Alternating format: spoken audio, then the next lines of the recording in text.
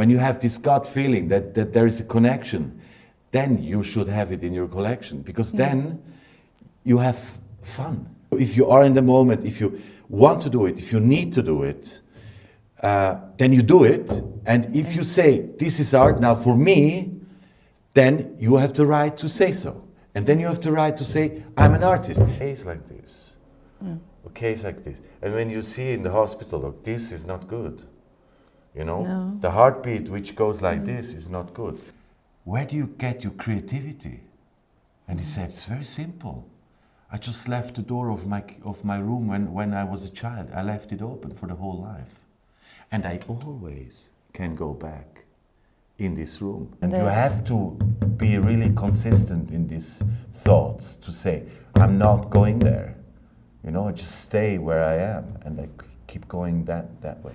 So it's very nice to be here today. It's I don't know if you knew, Gian, but today is International Mountain Day. Wow. And we are, by accident or not accident, here in the Swiss Alps and visiting this very beautiful place. It's, I think, kind of magic place. And we will talk more about that, about history and how we know it all came. So for our guests, and I will just explain that we are at the art gallery in Swiss Alps, which is located in a very boutique, very, very beautiful kind of village, if I can call it like that, Modulain. And the gallery is called Stalla Modulain. And we met with Gian, who is one of the creative brain behind this whole concept a couple of months ago. And this is where we are today with totally new, refreshed collection. You just had your opening of the new season a couple of days ago, which was again a very nice event. So speaking of that and going back to the history, how did it all start? You know, like how did you discover art and how did you, you know, end up here? Yeah, good question. Good question. First of all, I grew up in a creative family with 5 siblings. We were 6 kids, and my father is a classical musician. My mother is also creative. She paints a lot, and my father draws a lot. And when we were hiking, we always, after having lunch, our breads in the mountains here in the Engadin, everybody got their block, like the paper and the watercolors, and all the kids and my parents, we were all like painting. Wow. This is kind of, from there it came. And then we have uncles, painters, artists, architects, musicians. I grew up in this very creative and very colorful and very interesting environment, which shaped the kind of the path in this direction very early. Yeah.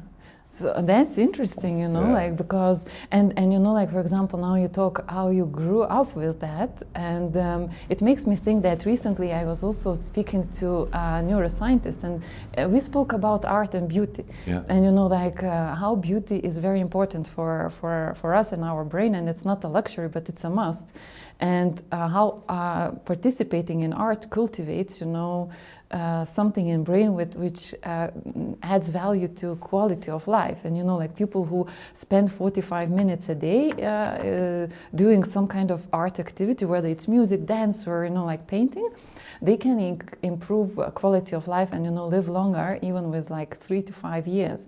So it's like you know, you are coming from probably a family that is going to live very long. And I guess so, yeah.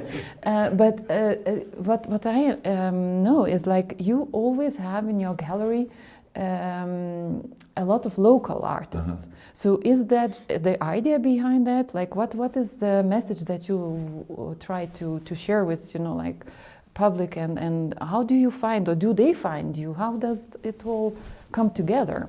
Yeah, good question as well. it's like when we started this, my cousin and me, this gallery 11 years ago, actually, exactly. Wow. We just had this idea to do a gallery with local artists, because we are locals. I mean, we didn't grow up here. We grew up in Zurich, but our parents are from here. And we said there are enough galleries with international artists, and we always wanted to have this connection to the valley, because we speak the language from here. We found this beautiful building that we can rent to have that we can make the gallery inside, and we wanted this connection very much. And there are enough very interesting and very good and talented artists around. Yes. I mean, we opened our concept after a while, that it's not only about local artists or those who have the mountains as a topic. Mountain Day today. I'm specialized in mountain paintings, and mountain photographies. But it's not only that. We wanted also to explore a little bit the world of the art, of the artists and of the art world. Yeah. So we started to invite also foreign international artists to come here, but they had to at least spend some time here first. So we have this connection we bring the world into the valley. And then we see what's going to happen with the artist or his development and his work, which is very interesting. That's very interesting. And you know, like what for me now interesting, because I'm listening, and for example, when you mentioned art world, what is art world? What is that? You know, like, is it to be understood? Is it like only for very special people, or is it like everybody can discover art and that world? For me, the art world is for everybody.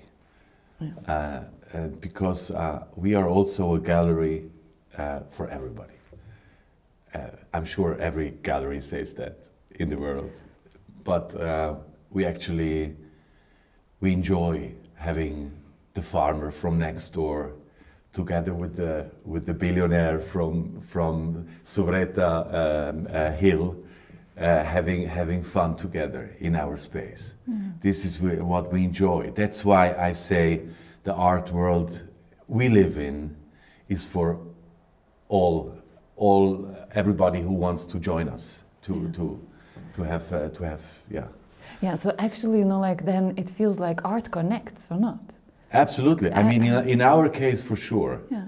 In our case, for sure, and in general, I think art connects always. Either it connects you to people, and also if you like a piece of art, it connects with you. If it doesn't connect with you, you shouldn't buy it. Yeah.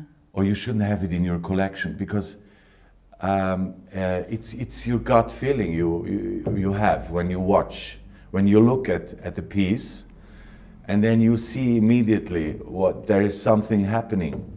Yeah. And this dialogue, I think this connection is also is how I describe art. So, yeah.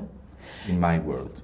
Yeah, and it's also like, I don't know, maybe it's because, like it resonates me, your explanation, and maybe for others it's something different, but I also believe, that art, whatever form it is, whether it's painting, whether it's dance, or, in the form of ballet or other, it connects. And it's about, that language, like, for example, when we watch at the painting, there is no text in it, but we still kind of feel it, like we feel the character, we feel something that speaks up to us. So I think that's the beauty of being in that art world. But and I'm always with that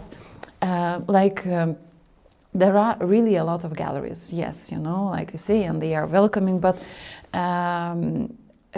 I spoke some time ago to a friend of mine in United States, New York, and I asked, because I know that he's also, collecting art, and I asked, like, how do you choose it? Because by you, it was like you choose by heart. It speaks to you. But he told me, there are two ways. There is that heart way, or there is the way that it's kind of an investment. So do you come across also something that, like that angle, and, like why there are people paying so much money sometimes, because for some it's understandable, the ones that are doing that, but others are looking very often like, that person paid so much for that painting or, like sculpture, something like that. Why? What is that? That's not art anymore, I guess. It's difficult to explain. Yeah. Because this is the art market, let's say, right? So I can just explain how we do it when, for example, we bring in a young talent and we show it in the gallery. How do you make the prize? Yeah. It's very difficult. Yeah. It is extremely difficult because then you start to think and you say, okay, you can't go too high. And then maybe in Zurich they would go very low. And maybe here we think, okay, it's the Engadin. Also the artist thinks, hey, we can go a little bit higher. And then maybe it's overpriced for a young artist. And it's so many different opinions about that. Also about how is an artist going to develop, or how is the price going to be when he dies? That's the big question, Yeah. People think that he's dead and now we can go to auction and it's actually not like that. No, and it's not at all like that. And that's what my friend from New York also said. Yeah. You should not purchase art just because it will increase in price or something like that. You need also to just give yourself that what you like, and that's what speaks to you. Exactly. So that's what we're talking about. Yeah. I mean, this is what. But I'm also very curious, about that other side, because we are talking a lot about this. And we have artists actually. They are in the range of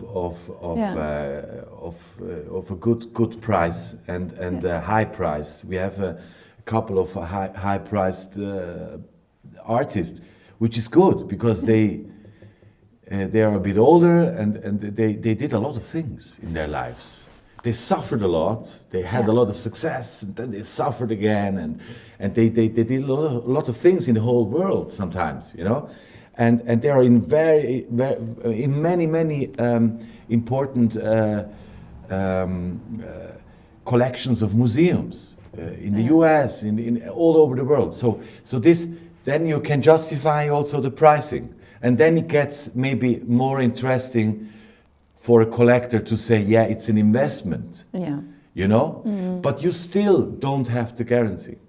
No. You don't have even in the secondary market. Picassos and stuff. There are some that are better, some that are, and the sinus curve is going up and down. Yeah. And you never. I mean, maybe if you buy a Basquiat, that you make a good investment for sure. Yeah. But it's already so high priced, so you don't know how it's going to be in 10 years. Nobody knows. No. No. And so you don't have. That's why I always come back to this connection. With to the dialogue you start with the piece of art. When you have this gut feeling that there is a connection, then you should have it in your collection, because then you have fun. Yes, yeah. You see it and you enjoy it actually, and then it enriches your life. Correct. It enriches your day, and this is an investment that you make for your life. And maybe you come across a special idea because you watch this painting all the time, and then maybe it's $1 billion idea. You know what I mean? I know. It's not obvious investment, but it's an investment and in enrichment of your lifestyle. Yeah, so. And you know what it makes me think of Antoine de Saint-Exupéry, Little Prince. Yeah. The most beautiful things in life are not seen with an eye; they are felt. Yeah. And this is what I Exactly. think what we talk about. Yeah, At least that's how I absolutely. feel. You No, know, no, no. That's how we treat our artistic environment. I guess that's because you know, like that about Little Prince. What triggered in what you said is because sometimes when we watch, it inspires us because we fell in love with painting or art piece because something was in it, and that something touched something in us that can bloom and glow and create more. But another question, and I have a curiosity, because how do you find the artist, or do they knock on your door? You know, like how does that? Both can be. Okay. I mean, I don't have a rule. Okay. Sometimes I'm happy when they find me. Yeah. And sometimes I find them, and sometimes we get connected to it. It can be everything. Yeah. Because, another curiosity question. I'm kind of curious person, but like artist, huh? Because a lot of people maybe think not everybody can be artist, but there are people who think, oh, everybody can be. What is your opinion about that? Can you cultivate becoming artist, or is it like you need to be born with something?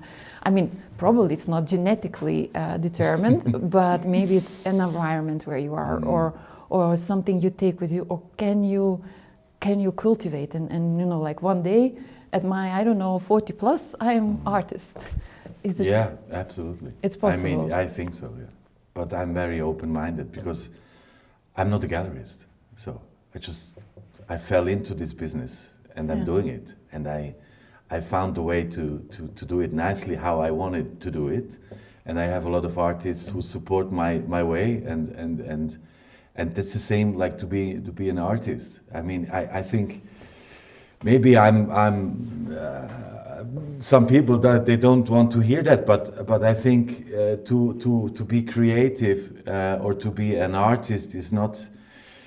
Has to be absolutely to go to university or to academia, and to do the academy and to do all these things and all these like the normal way to be an artist. I think if you believe in yourself and if you have somehow you have to do it, and you think what you do is what you expected that's coming out, or what you. I'm losing myself a little bit. You see, it's not very easy to give an answer to that. No. But I think if you are in the moment, if you want to do it, if you need to do it, then you do it. And if you say this is art now for me, then you have the right to say so. And then you have the right to say, I'm an artist. It doesn't matter if you spend the whole day in the bank, or if you're a real estate agent. If you go crazy at night, you go crazy at night in your studio, maybe, and maybe the output is good, and you find a gallerist who likes it. And even though, if you don't find a gallerist, you do it for yourself. And that's, I think, the most important element. Absolutely. You do it for yourself, and you might be discovered by others. Maybe something. You have to do it for yourself. That's what I would say, but that's my views on artist. I think artist is when you do what you feel, you like, and you love, and naturally flows. 100%. Because. And that's maybe not nice, and maybe art community will now become disappointed of what my further thinking is. But I think that when you start doing things by order, I'm not sure if you can call it art, because a machine can also print. So. Or maybe it will be different form of art. Maybe it's still art. I mean, it's very difficult to judge. But for me, it looks like when it goes with a feeling and it flows, it's art. When it's order, it's more difficult for me to describe as maybe art. I mean, I disagree a little bit with you on that, because there are some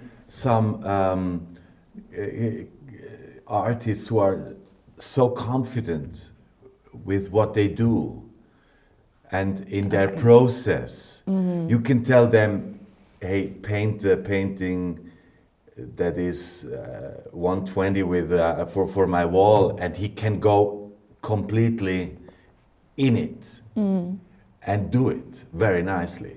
Even with the same energy he does the other paintings. You know what I mean? Did I understand your on order thing?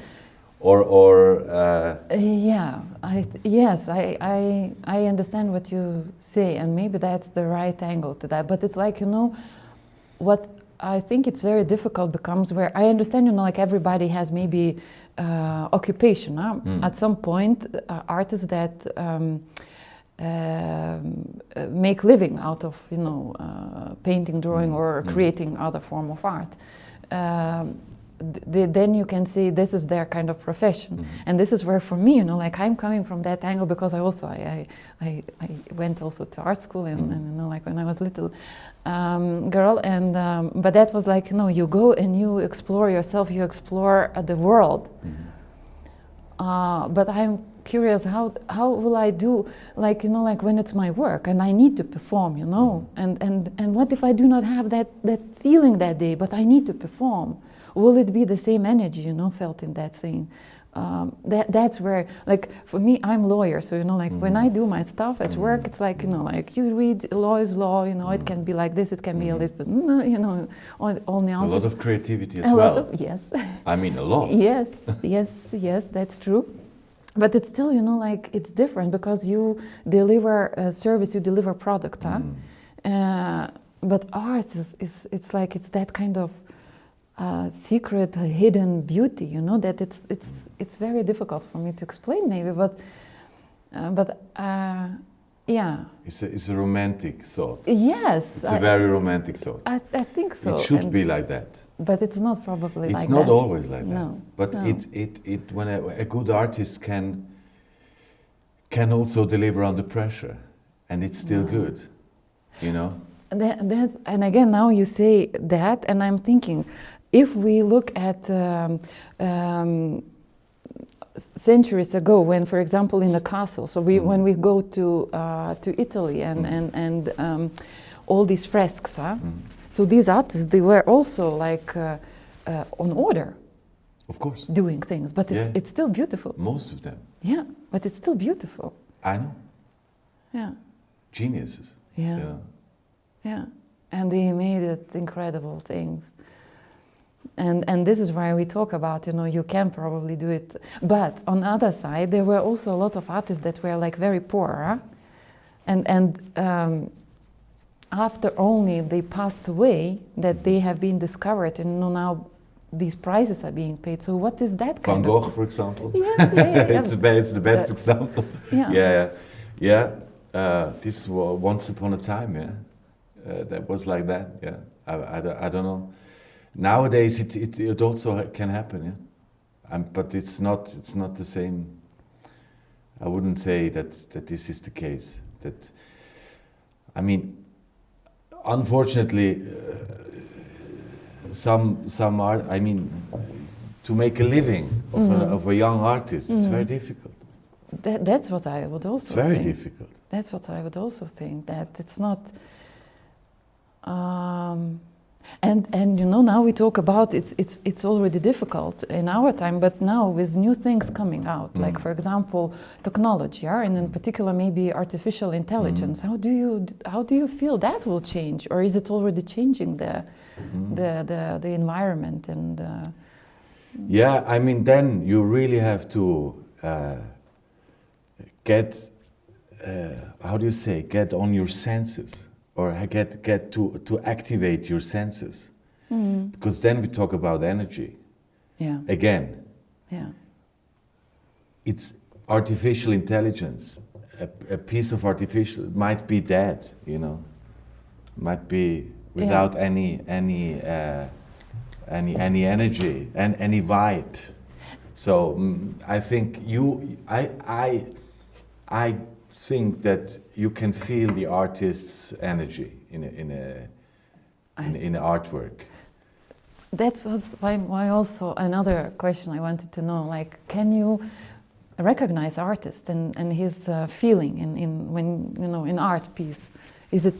It's my wife is better in that, Yeah? but I start to learn it better. Yeah. Because everybody has a character, and I think that's what they try to express. It also, they put energy in it. Absolutely. So that's the question: how we read that energy, you know, like on the other side. Is it? It's. Yeah. I mean, maybe a stupid question, and maybe there is no answer. But it would be so interesting, you know, to chat maybe with artists also. Like, okay, yeah, you should do that. when you, this is energy that I get of that. Yeah. But was that the energy that you put in? And you know, like these. Sometimes I think you feel the darkness. Yeah. When the artist was in a dark period, or and then you feel the happiness maybe as well. Maybe you feel something different.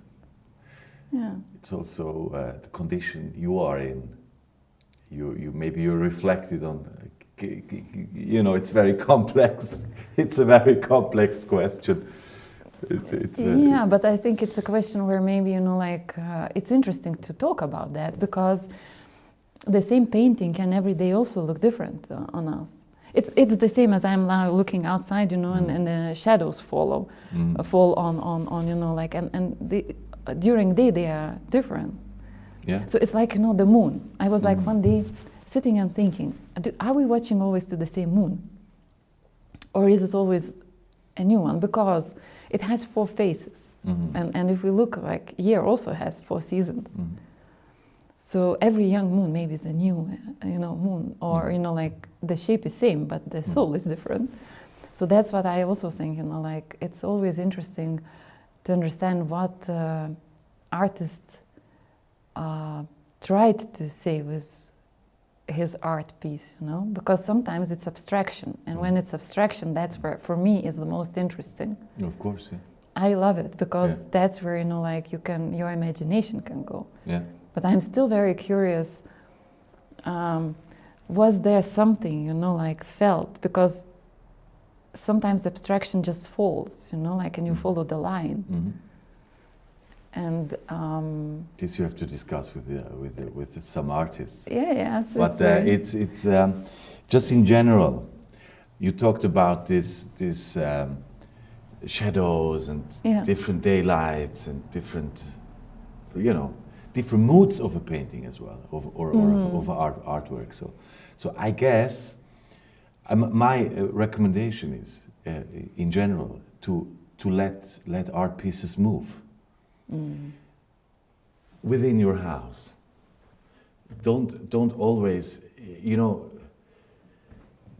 Don't match it with your sofa, or you know, that's of course not. But you know, when people say, I found the perfect space in the house for this. It's nice, you know, but then it's also nice to keep moving, keep stuff in different places, because it talks to you in a different way afterwards. So, and then you feel also other energies. So it's kind of, you know what I mean? Yeah. I do it with my collection at home. We always switch things. And and then you get to know the artist, or the mood, or the energy much more. Yeah. So that's a very interesting tip. That's actually a very interesting tip, I think, for people who will be watching this episode, and you know, like they have that and they never did it. Maybe they should try. They should. Yeah, really, absolutely. It's a very good advice, I think. Yeah. But now, your own collection. So, for example, is it also like local more, or is it a mix, or what is what you like? You know, contemporary art, or you know, more classic, or? I like also classic, but of course I have a lot of pieces of my family members, my uncle, my grand uncle, for example. We have a lot of paintings of him because I grew up with it, you know. It's really only paintings were from my siblings or from my from my family around, you know. But now I have, my collection is basically it shows, I mean, basically what we show here. You know, this is the red line is this, and then we have some other things we like. And, Okay, and if we go back to gallery, and because I think this gallery has itself already a soul, and the first time we visited it, you know, like afterwards, I don't know how many people I told about, you know, like this magic kind of place and really special place. Is it open for public, or is it like more closed, or how does it, like, for example, if someone will watch us now and would think, I would like to visit it, so is it possible the entire year, or, you know, like, how does... I mean, usually, because we are here in the Engadine Valley, so we have the high and the low seasons, right? So high season is winter. This is the highest season, right? And then there is summer, which got pretty crowded up here as well. So we have summer season, and usually it's from winter. We start now pretty early, like last week. So December, early December until mid-March, and then it's kind of calm up here. And then we have time to travel, to visit artists, to organize shows, and then we open again. End of July, something like that, and until mid-September. Maybe sometimes we leave the shows on, and then it's by appointment. And usually, currently, we are open from Thursday to Saturday, from 3 to 6. Yeah. Because maybe they feel it. Who watch us now talking? It's a bit cold. We don't have any heating system or anything like that, because it's an old building. It's over 500 years old, and there is no isolation. There is no. Sometimes we don't have windows, so it snows inside on the sculptures, and you know it's a special experience. It is. So that's why I'm not spending the whole week here and waiting on people to come. But of course, it's also by appointment. And also during low season, I'm happy to show people around. Sometimes we don't have a lot hanging, but yeah. Yeah, but like you say, you know, like I think this place is already a piece of art in itself, you know, because the surrounding that we have and that 500 years history, and you know, like the history, it's huge, because these 500 years ago animals were here and straw, and you know, like, and now we are sitting and we are talking about art, you know. Yeah, I know. This is the surprise, you know. That's a surprise. I like surprises. Oh yeah. Nowadays it's also settled, and you know everything up front. Yeah. You know, and I like surprises, and I like to celebrate also this a little bit, that people come inside and it's really a surprise what you see here. And it's also what I wanted to say. We have to treat our gallery kind of like a museum. We have to curate it properly. It's not like a gallery. We are a commercial gallery. We live off sales, and we don't have any fundings or people who support us. We live from sales. But we treat it differently. We treat our spaces like a museum. We have to take care where this stuff is. It's not just a white cube where you can bring stuff and sell stuff, and then it goes out again. It comes in, goes out. So you really have to do it nicely, properly. Yeah, that's why sometimes people come and they want to pay entry for the museum, you know, and they say, no, you can buy if you want, but you don't have to, you know. It's okay. That's indeed, I remember I was one of these people that I thought, so where, you know, how does it all works? Because it's indeed, you know, like it looks more like museum than you would say an art gallery. And so I think for people who would like to visit it, it's, I think, best to orientate to St. Moritz, because it's really very close by. And then it's very easy to drive over to here. It's 15 minutes. Yeah, it's amazing. It's really So I think, like today, it's indeed we are. I said already, like I will be in a very mountain kind of feel with, and we address like mountains, like chalet, and enjoying the conversation and remembering that last time when we were here, the some pieces of Peter Knauf were here, and I think. That left a very, great impression on me, and it was that kind of mountain life. And I believe that you probably told that he was the first also getting models out of outside. Yeah, he was art director of Elle at that time, the magazine who came out, and they wanted to destroy Vogue because they said it's important to have the housewives should be beautiful as well, should have the nice clothes as well, and not only haute couture, but the prêt-à-porter was very important. And he was the one who brought together with Courage and the designer and brought the models out of the studios and say, hey, with the mini ship you have to walk. You can walk with the ship, and he was the one who took these pictures of the movement which was very very important for the emancipation of the women at that time as well. That they. Yeah, and he was also the one that knew the real Dior. Yeah, exactly. And I think that's also for like if we realize how small world is, and this is again that connecting, with art, because I love ballet, for example, myself, but it's also, I think it connects. It really connects, and the same applies here. That the other evening, when there was an opening, like you can chat with an artist, and you understand that they are also people like us. There is nothing, like arrogant or something distant, like very often there are people who think like this, like, oh, artists, they are distant, they are, but that's not true.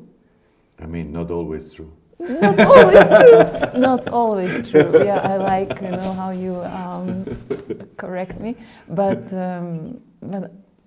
it's also like we all are like that in normal life. We also like in a corporate environment. You also have every kind of character, and of course, usually it's very easy. But I try to say that artists are also people like us. You can have a very beautiful conversation, and you can really connect, and like.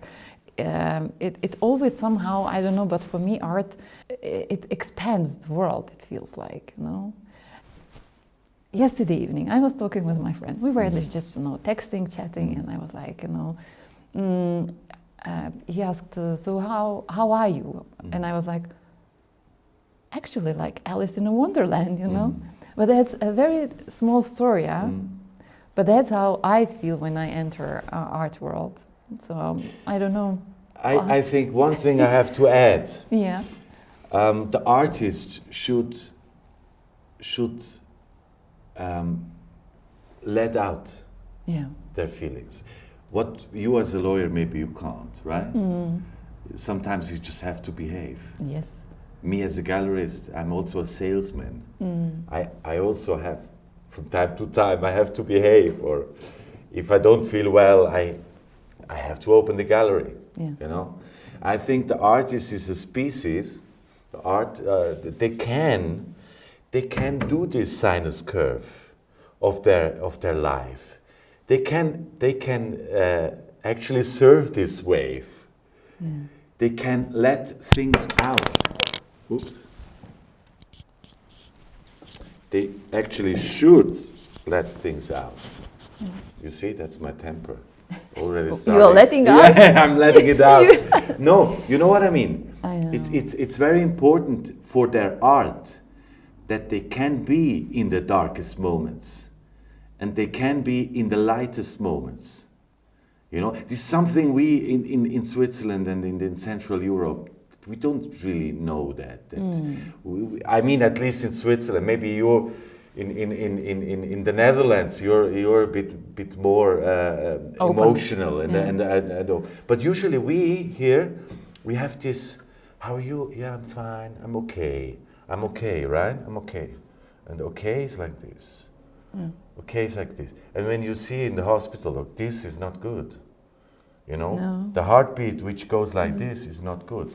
And the artist can be more like I had this feeling in South America, in Rio, for example. You know, when they have a party of a one-year-old child, it's like the biggest party of the year. You know, and the child is like crying in the little buggy, but everybody is celebrating the one-year-old child. You know what I mean? And then they are in a bad mood and they don't talk to you for a week or for a year. And this is honest. They don't have these masks. And the artists, they don't need to wear any masks. They just can go up and down and up and down. That's what makes them artists and makes them the feeling of being creative, and you know, you understand me? I understand. Yeah. Creativity does not know borders, and creativity does not know stop sign. Absolutely. And the artists they actually, it's fun when the artists are like they are at the moment. Yeah. This should be, they don't have to behave because it's the artist, you know? Oh wow, that's really beautiful how you describe it, because that's how I also think about that. Yeah. And you are kind of describing it. So for me, it's like, wow, okay, yeah. Because indeed, I think they should allow themselves go be, and that kind of linkage, you know, Alice in Wonderland, we might think it's a simple story, but it's also about her discovering and not being afraid to be herself. Exactly. While discovering. Exactly. And this is where I think, because if artists will not do that, what you just described nicely, they will not engage us in their art, because it will be empty. And you know, like it will be plain, and they need expression. They need to allow themselves to go into that absolutely experience. And I want feeling. to add something. The artist should be a role model for our society. I don't know if they know, but it would be much easier and nicer. You know, all the communities where we live in, when everybody would be a little bit more like an artist.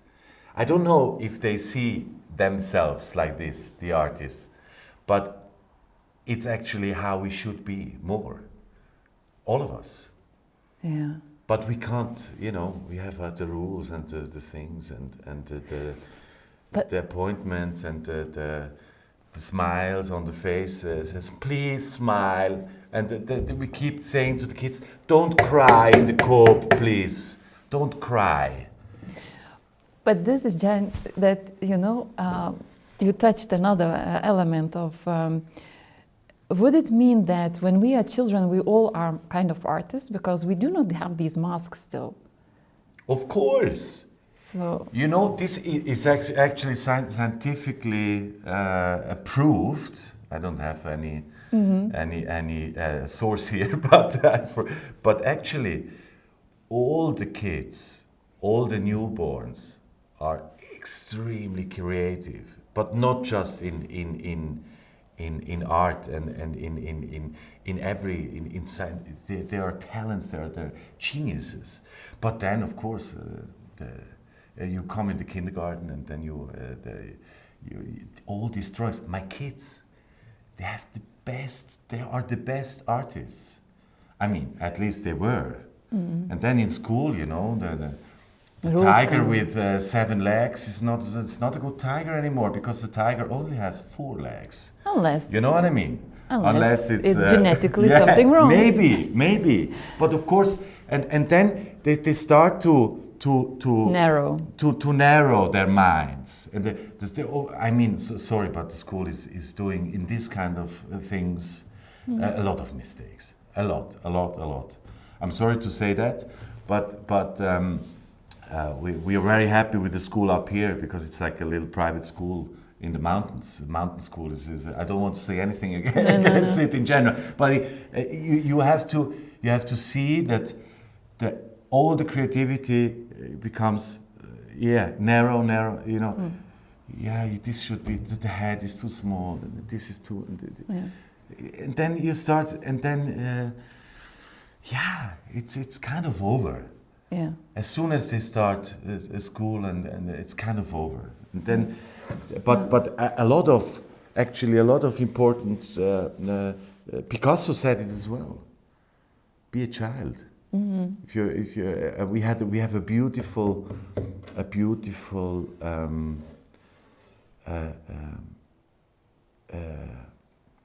I have a beautiful quote of Franz Hohler. He's a famous poet and comedian in Switzerland. He's old. He's still alive. So they asked him, "Where do you get your creativity?" And he said, "It's very simple. I just left the door of my room when I was a child. I left it open for the whole life, and I always can go back in this room." It's amazing, no?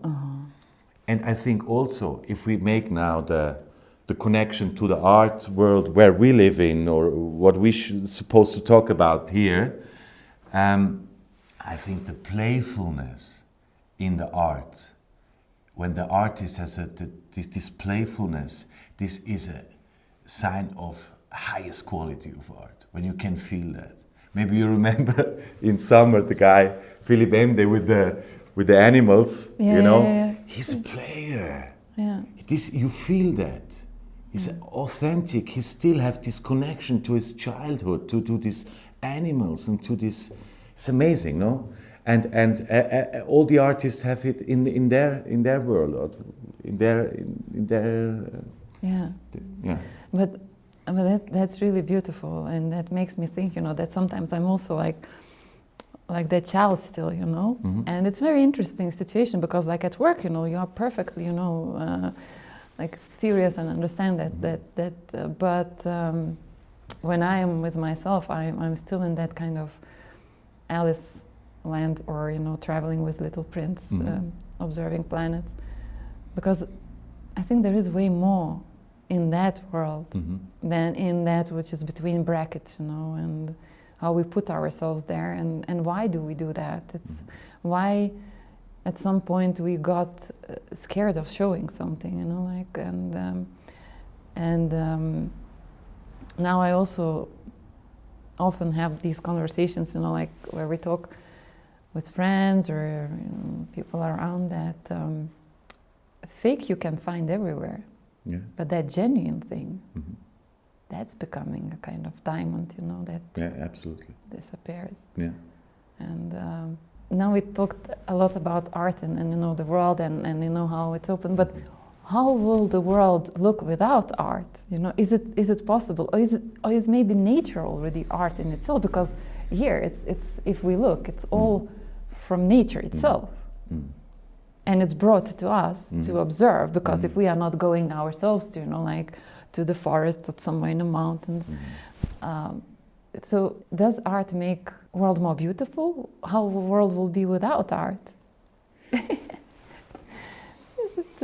Yeah, I mean, art is everywhere. You can find art, as you said, in the nature and everything. But of course, art is an essential part of our lives. Absolutely, I think it's really essential.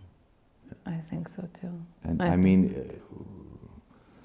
of course, it's not like it doesn't have the same necessity as bread and as butter. bread and butter and water for our bodies, but it should never be underestimated.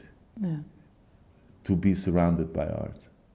I think it comes back what I said before. It's about this feeling, and if you're surrounded by things you like, it's inspiring and enriching, and I think that in that case, I think that's my answer. And I was also with neuroscientists, talking about, beauty is a necessity for brain, but what is beauty, And then it's kind of, our brain recognizes some basic shapes, and actually they are very basic. And I was like so curious, like if we live in different environments, like do we get used to different shapes, and that's what then our understanding about beauty is? That's not true. So it's like it can be. It's international, it's global. It's like the language of art, and these shapes is wild. It's like it's broad. It's for everybody, and I think that's what is about that. Your gallery for me, and why I really loved it from the first time that we entered here, was that it's different. It invites people. It connects with an environment that you are.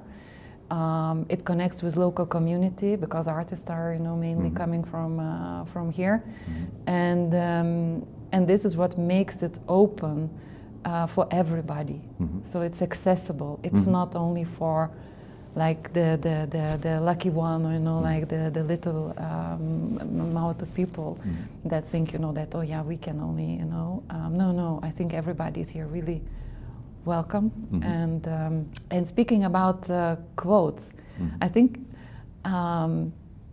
to maybe round up our conversation, which was really great and amazing and inspiring itself. It's already also a form of art. Yeah. Oh God, I will today, have a lot of thinking about what we touched on. But quote, what motivates you? What is that live quote if you have? Maybe you do not have. Maybe it's not. But if you have, maybe you could share. Like what is that engine? Like that thing that drives you. That keep cool. No. In general, it's trying to stay with the cold head. We say this in German. I don't know if this expression. To stay calm. To stay calm, stay with the is cold a head. Storm around. It's good because we are here with -5 degrees. I think in a gallery space really cool. where I should actually sell art to people, and but keep cool means that.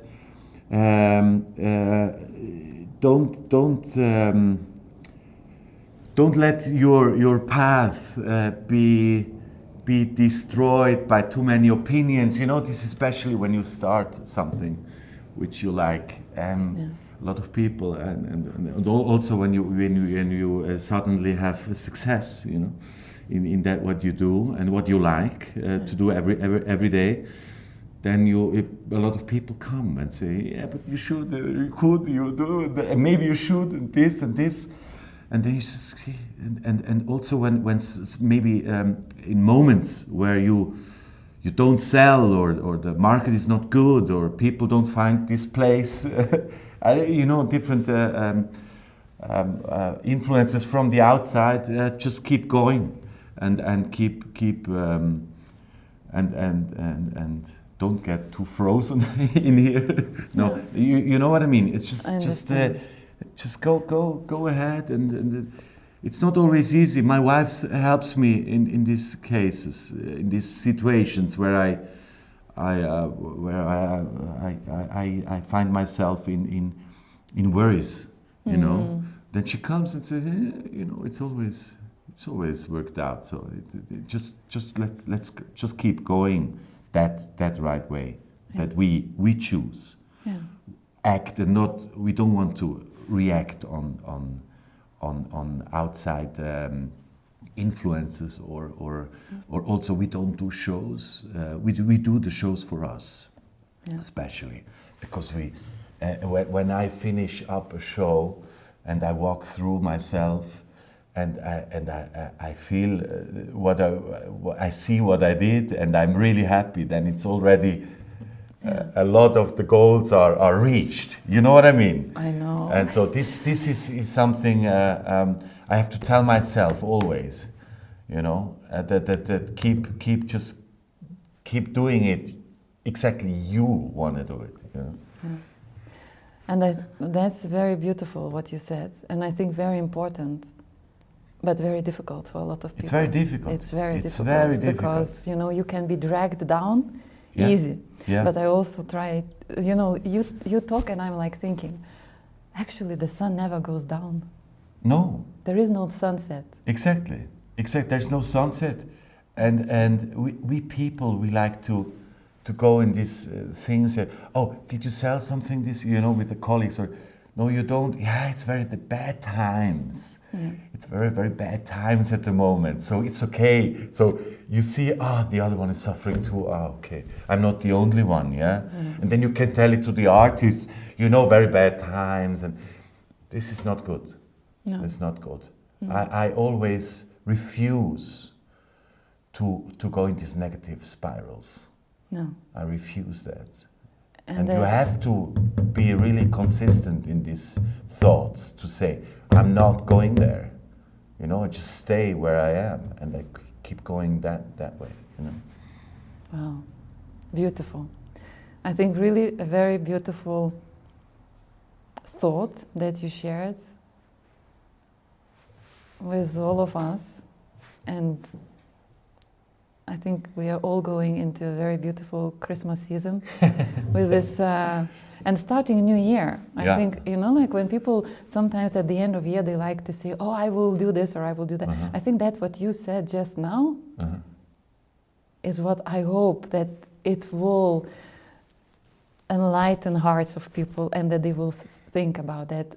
Sometimes simplicity, being close to yourself, being genuine in everything that you do, how hard it is. Never give up. True.